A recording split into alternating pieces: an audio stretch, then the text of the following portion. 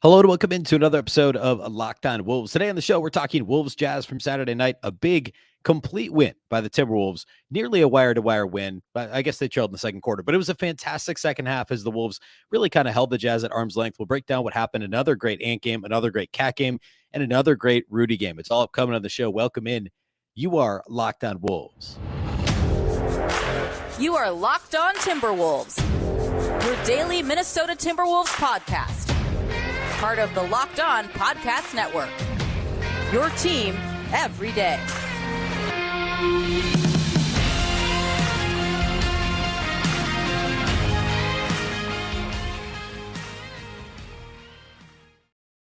Hello and welcome to the Locked On Wolves podcast, part of the Locked On Podcast Network, your team every day. My name is Ben Beecken. I'm the host of Locked On Wolves. Today's episode is brought to you by Game Time.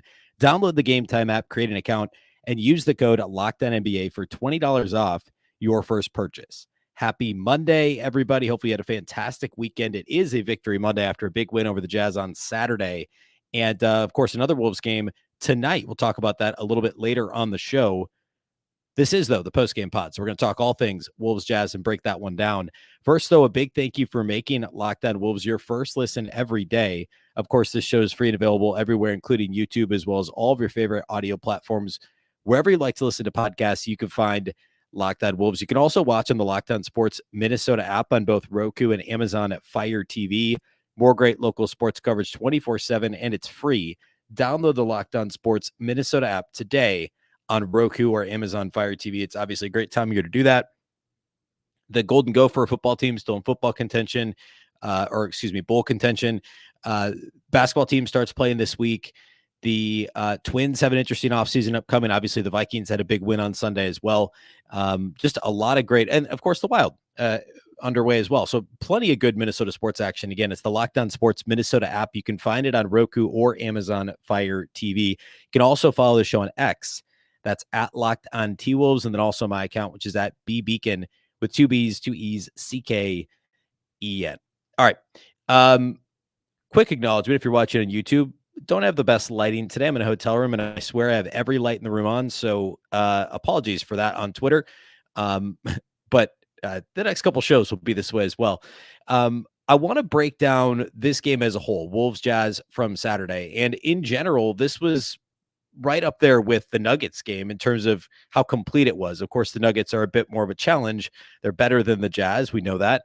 But this was still a really impressive, there really isn't much when you look at this performance and say this needed to be better, right? And I'm actually going to, Jaden McDaniels fouled out, right? In 20 minutes, didn't do a whole lot. He had a nice bucket early in the game, hit a 3 in the second half. That was really all he did. I mean, that's the only problem I have with this one. Like the bench in the second quarter gave up a lead. The Wolves led by as many as I think 9 and then got down by 4. It was primarily the bench that allowed that to start slipping away in the second quarter. Wolves get down 4 and they have a nice push. I think it was a 15-4, 15-5 run to close the second quarter and give the Wolves the halftime lead. They ended up being up 5 at halftime. Then they outscore the Jazz by 10 in the third. They're up 15 going to the fourth and expand the lead and ultimately win the game by 28. But really, it was only the second quarter that was a problem in this one for the Wolves. This was a solid all-around performance. And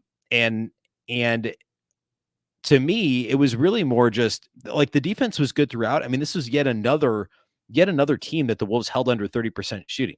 I'm going to throw up the stats here on YouTube real quick. But the other day against Denver, they shot like 38% or something like that in the game. In this game, the Timberwolves held it says Denver. It should the score is right. I promise everything else is right. It says Denver. But they held Utah to just 38.5% shooting from the field, which Denver was in that same category or that same vicinity, I guess I should say, last week when the Wolves took on the Nuggets. This is a really, really good defense. We talked about this pretty extensively the other day on the show, but the Wolves entering play on Sunday, the Timberwolves had the number 1 defensive rating in the league. They've been going kind of back and forth with the Boston Celtics. And of course they take on the Celtics now this week. But the best defensive rating in the league, we continue to see the defensive rebounding be impressive. They're now third in terms of percentage. But they out rebounded their opponent again. As you can see on the stats, they were a +4 in the rebounding column over Utah on Saturday night. So continuing to see the Wolves really rebound the basketball well on the defensive end of the floor. And as we know, defensive rebounding is a vital component of a successful defense. That was one of the things that was severely lacking last season. Well, actually, the last couple of seasons. And it was really the only major issue with their defense last year, right? And this year, they've done all the same stuff that they did last year, but they're doing a much better job defending without fouling, and they're doing a much better job grabbing defensive rebounds. They continue to be first in opponent free throw attempts per field goal attempts, meaning they're just not fouling very much, at least not shooting fouls. They're fourth in personal fouls committed per game, which is a good mark too. We saw them have a few more, and that was on the stat sheet there a minute ago as well. That they committed a few more fouls than they'd like to see on Saturday, but it was still much better than what we grew accustomed to seeing last year. Cat picked up 4. Conley had 4, which is a bit uncharacteristic. McDaniels had 6 fouls. Ant did not have a single personal foul on Saturday. So that's another thing that was decent on Saturday, but continues to be really strong for the year. And of course, the Wolves out free throw attempted the Jazz 31-17 in this game as well. 31 free throw attempts for the Wolves to just 17 for Utah. And I said this a minute ago, but the Wolves held Utah to 38.5% shooting from the floor and just 27.9% shooting from outside the arc. So effectively 28% on threes, 38.5% on overall field goal shooting. And you're going to win a lot of games if you're holding the opponent under 40% shooting from the field and under 30% from three, which is a bit flukier 3-point shooting percentages in terms of defensive 3-point percentage, if you will. But I mean, like, Lauri Markkanen was really the only one who threatened the Timberwolves offensively in this one. I mean, he ended up shooting 4 of 11 from outside the arc, 7 of 20 from the field. But without Markkanen, and he got hot, I guess middle stages of the game really is when he was impactful for Utah. There wasn't anyone else that ever got it going. Jordan Clarkson was not good. He had 10 points on 14 shots and was 0 of 5 outside the arc. John Collins never really got it going, and Karl-Anthony Towns took it to him on the other end of the floor. I mean, straight line drives in the second quarter, right past him when the Wolves were trying to, regain that lead that they lost. And then in the third quarter, it was no matter what Utah did, Towns was having his way, scoring the basketball left and right in the third quarter. I want to break down his performance a little bit more. I also want to talk about, we're just continuing to see what I would say is equal to peak Rudy Gobert. I want to talk about that. And also Anthony Edwards, who had another really strong performance. And I'm going to nitpick a little again on shot selection, but in general, this was another strong Ant performance. So we'll get a bit more in the weeds on that. And of course, as we always do, we'll close with individual studs and duds. We'll take a peek at the Wolves game on Monday night as well. So we'll do all of that here next. Today's episode of Locked On Wolves is brought to us by our title sponsors over at Game Time. You shouldn't have to worry when you're buying tickets to your next big event. Game Time is the fast and easy way to buy tickets for all the sports, music, comedy, and theater events near you, with killer last-minute deals, all-in prices, views from your seat, and their best price guarantee. Game Time takes the guesswork out of buying tickets. Game Time is the only ticketing app that gives you complete peace of mind with your purchase. You can see the view from your seat before you buy, so you know exactly what to expect when you arrive. Plus, you can find exclusive flash deals and sponsored deals on tickets for football, basketball, baseball. It's not just sports either. Also concerts, comedy, theater, and more. And they also have zone deals. You pick the section and Game Time picks the seats for an average of an 18% savings. Take the guesswork out of buying tickets with Game Time. Download the Game Time app, create an account, and use the code LOCKEDONNBA for $20 off your first purchase. Terms apply. Again, create an account and redeem the code LOCKEDONNBA. That's LOCKEDON NBA for $20 off. Download Game Time today. Last minute tickets, lowest price guaranteed.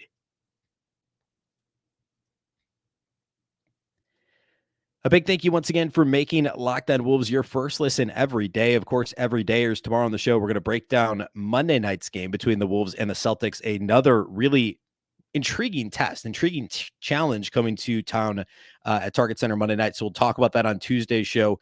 Plenty to get to later in the week. The Wolves are still on this every other day game rhythm, and they actually do play finally on a Friday night. So we'll get to see them Monday, Wednesday, Friday this week. Plenty of post-game pods and more to talk about on the show throughout the week. A big thank you again for making us your first listen every single day. All right.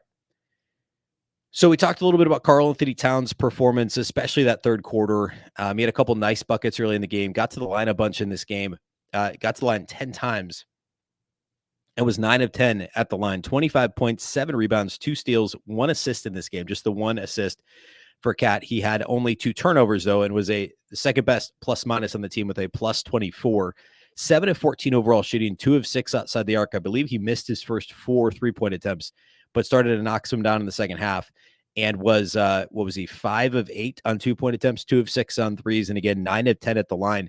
This was a really strong pick his spots game for Karl-Anthony Towns. So we've seen a lot more of that this season. And offensively, of course, he's been relatively quiet over the first 4 games he was. But John Collins, Towns should be able to score on him, but it's still not an easy matchup because John Collins is so talented offensively himself. He's long, he's athletic. And even though he's smaller than Cat, he still demands, it could take a lot of energy in that matchup. And also, just in general, the Wolves bigs chasing Markkanen around the court and also dealing with Walker Kessler, who, by the way, had a very quiet game at Target Center, just 22 minutes for Walker Kessler in this one, which is curious, given the matchup, given that Rudy and Cat and, of course, Naz Reid all played well. But anyway, not going to talk too much about that now. But Cat with the 25-7 and a couple of steals, a really strong performance. And I thought, he scored in the post a couple of times on Collins, just really calm, crab dribble to the middle, nice little jump hook, a couple of straight line drives against Collins early in the game. Just really smart decision making. And I thought he picked his spots extremely well. 25 points and 14 shots is so efficient. A very, very strong game from Karl-Anthony Towns. Let's talk quickly about Rudy. He continues to be so impressive. 11 points, 10 rebounds, and 4 blocks in this game for Rudy Gobert. 5 of 10 shooting, 1 of 2 at the free throw line, only 1 turnover in 29 minutes. The plus minus is just a plus 10 in a game the Wolves won by 28, but that doesn't matter. Individual player single game plus minus can be very misleading at times. Still, obviously, a good mark, and Rudy was very, very good. Had a big block at the end of the first half. Had another one, actually, 2 of his 4 blocks came on corner 3-point attempts where he just got out there and contested. Those are contests he was not getting to last year. He just looks healthier. He looks, I used this word a couple times last week, sprier or more spry, I guess is probably the proper way to say that. He just looks like he's got it together. He's healthy. He's happy. He's ready to play. And this was just another great example of it. He's just turned in these double doubles every game, basically. With multiple blocks, the block rate's up. We'll talk more about that later in this week. Just a really strong performance once again from Rudy, and very fun to see him as active as he's been. Let's also talk about Anthony Edwards. So Ant, on its face, had a very efficient game. There's no two ways about that, right? 31 points on 19 shots, 13 of 19 shooting. He only attempted 4 threes, which this is a second consecutive game where I believe he also only attempted 4 games against Denver, which is, I don't want to make a mountain out of a molehill. It's not a huge issue. I just think it's notable, right? Let's see here. My game log disappeared. Yeah, I remember that, right? So he had in the opener against Toronto, he had 7 3-point attempts, 5 against Miami, 8 against Atlanta, just 4 each of the last 2 games. But he's shooting at a ridiculous clip still. He 2 of 4 once again. He was 1 of 4 the other night, and he's still over 50% for the season. 53.6% for the season so far, and he's averaging 3 made threes per night. It also means he attempted 15 2-point shots, and of those 15, there were 7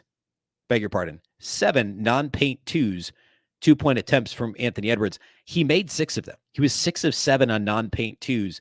And obviously that's incredible. And we talked about this the other day, that in terms of percentage, he's actually not that good of a mid-range shooter. He's not Devin Booker. He's not Kevin Durant.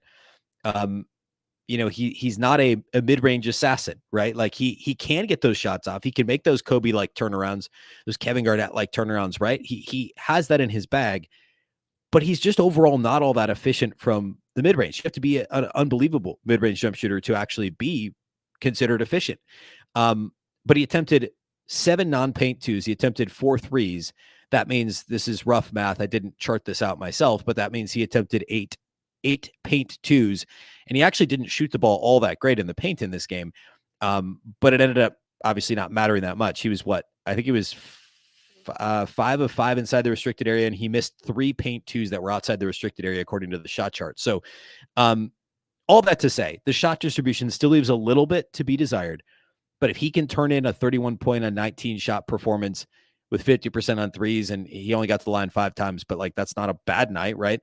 The Wolves will take that. Now, he did have 6 turnovers to go along with 6 assists, which isn't ideal. So obviously that's an issue. So 31 points, 8 rebounds, 6 assists, and the 6 turnovers for Anthony Edwards in this one. He was a team high plus 27 in the individual plus minus column for what that's worth. But he played 36 minutes too, by the way, which was by far a team high. Nobody else played more than 32. And in fact, Towns and Ant were the only ones that played more than 29 minutes in this game. So a strong all-around performance from Ant. We need to keep an eye on the number of non-paint twos he's taking, the number of mid-range jumpers he's taking. I recognize that I'm nitpicking, and I'm not trying to take the wind out of anyone's sails here after this win, but it's just something to keep an eye on moving forward. I mean, Ant has been so good this year, and clearly much better in so many areas. We'll talk more about that later in the week as we continue to get more data, more games under his belt. We'll have a bit more to talk about related to that. So another very strong Anthony Edwards performance. In general, I mentioned rebounding earlier. That was huge. Those were +4 rebounding the basketball. They were also won fast break points 26-13 in this game, which is significant. Mainly because the Wolves' transition defense has often struggled so much. And of course, they were much better against Denver last week. And it's one of the reasons why they ended up with a relatively easy win against Denver. But we've talked about that quite a bit on the show. So doubling up the opponent in fast break points is huge. I mean, that's probably the biggest thing. They're also up plus 16 in terms of points in the paint, 54-38. The Wolves won the points in the paint battle, which again, they should most nights, but you're still talking about a team that has Lauri Markkanen, John Collins, Walker Kessler. Like, this is a team with some size, Kelly Olynyk, and the Timberwolves just had better size, right? The Wolves just have better bigs on their team than basically anyone else. And that showed through in this game. And it was a huge part of why the Wolves ended up winning this thing by 28 was those points in the paint. So again, a plus 16 on points in the paint, a plus 13 in fast break points. We talked about free throw margin here a minute ago as well. The Wolves attempted 14 more free throws and made 11 more free throws than the Utah Jazz in this game. They did lose the 3-point battle, but when you win the free throw battle, you win the rebound battle, you win the fast break battle, you can afford to lose one. And in this case, it's the 3-point battle. Interestingly, the Wolves as a team this year, and this is another thing to monitor, is again, we get more data points. The 3-point rate for the Wolves is only 29th in the league. And their attempts per game are 29th as well. They're only attempting 28.6 pointers per game. They're making them at a solid clip, 37.1%, which is 12th in the league as of Sunday. But again, 29th in 3-point attempt rate, which is not how Chris Finch wants to play. So I'm sure that's something we'll see, bounce upwards, bounce back, I guess. Because I say bounce back because last year the Wolves were 15th, I think, 14th in 3-point attempt rate last season. So we should see that, move the other direction. All right, I want to close the show here today by talking about individual studs and duds. We'll also peek ahead at Boston and the game the Wolves have on Monday night. So we'll do all of that here next. Today's episode of Locked On Wolves is brought to us by our friends at FanDuel. Score early this NFL season with FanDuel, America's #1 sportsbook. Right now, new customers can get $150 in bonus bets with any winning $5 moneyline bet. That's $150 if your team wins. If you've been thinking about joining FanDuel, there's no better time to get in on the action. We've talked a lot about this. This is a great time of year for it. You've got lots of football ongoing. You've got hockey. You've got basketball. You've got college basketball starting this week, actually. There's games right now. So now is a perfect time to join FanDuel. And of course, you can all sorts of props and futures bets related to the Timberwolves. I took the hard over on 44.5 wins before the season. The app is so easy to use. There's a wide range of betting options that include spreads, player props, over-unders, and more. Visit FanDuel.com/lockedon and kick off the NFL season. FanDuel, official partner of the NFL.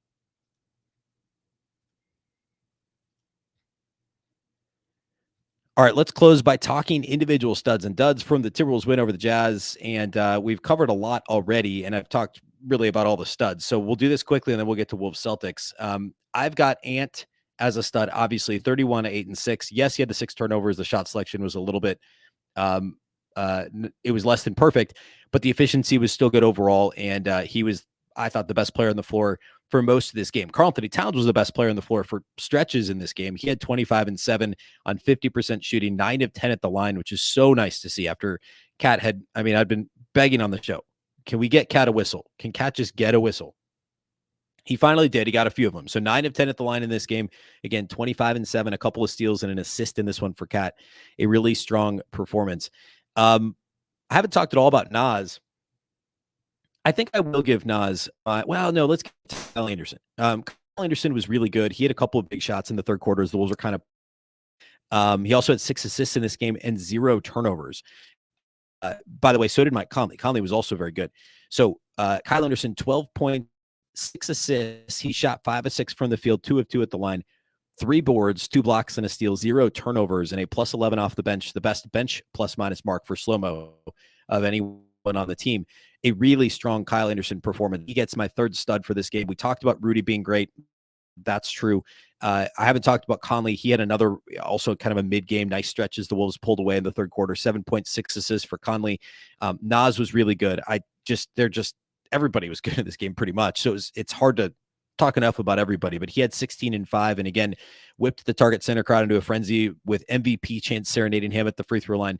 Love a good MVP chant for a bench big in the first week of November. But here we are. We love Nas, right? 16 points on 9 shots for Nas Reed in this game. My only dud for this one is going to be Jaden McDaniels. And this wasn't really that terrible of a game. It's just the foul trouble wasn't great. And he's got to clean it up. He also had 0 rebounds in 20 minutes, which isn't ideal. He looked fine when he had the ball in his hands offensively. He's been very good offensively so far this season. 5 points on 2 of 4 shooting, knocked down to 3. 1 assist, 1 steal, 1 block, and again, 6 fouled out in just 20 minutes with 0 rebounds. So not the best Jaden McDaniels game, but hey, everybody else played well. So it's certainly not the end of the world here. All right, let's talk Wolves Celtics. That's who the Wolves take on at Target Center on Monday night. Boston, as of right now, is 5-0, and they do not play Sunday. So they will be 5-0 heading into the game Monday night. The Wolves do not have a rest advantage. Most recently, the Celtics beat the Nets by 10. They beat the Pacers by 51 last week. They beat the Wizards by 19. They beat the Heat by 8 and the Knicks by 4. So the first 2 games this year were close, but they've blown out their opponent each of the last 3 games. Like the Wolves beat an undefeated at the time Nuggets team last Wednesday. By the way, Denver hasn't lost since either. And now they take on a 5-0 Boston Celtics team. Boston is number 1 in offensive rating. I said earlier I thought they were number 1 in defensive, but they're actually, I think I mixed that up. They're number 1 in offensive rating. They're 8th in defensive rating, though, so no slouch on the defensive end of the floor either. And, it's the typical Boston Celtics, but now you also have Kristaps Porzingis. You've also got Drew Holiday. It's they're going to be really, really good this year. Tatum's averaging 30 a game on 55% shooting and 45% on 3. Drew Holiday's shooting 40% from 3. Kristaps Porzingis is 45% from 3. Jaylen Brown's averaging 22 a game. There's just really not a whole lot of weaknesses in this team. I said the same thing about Denver last week. I don't have time to do an in-depth breakdown, but the Wolves are going to have to rebound against Boston. I mean, Boston's a good offensive rebounding team. They're going to have to try their best to run them off the line. They're 2nd in 3-point attempt rate and 8th in 3-point percentage.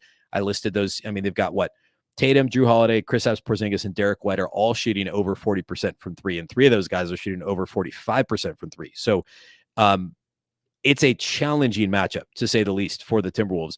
So, in Boston's kind of top half in every offensive statistic right now. They're the number 1 offensive rating. So the keys for me would be defensive rebounding, as it often is, trying to run Boston off the line as much as they can. And because they score so efficiently in every other area, I'm going to say don't foul. Like, continue doing what you've done for most of the season so far if you're the Wolves.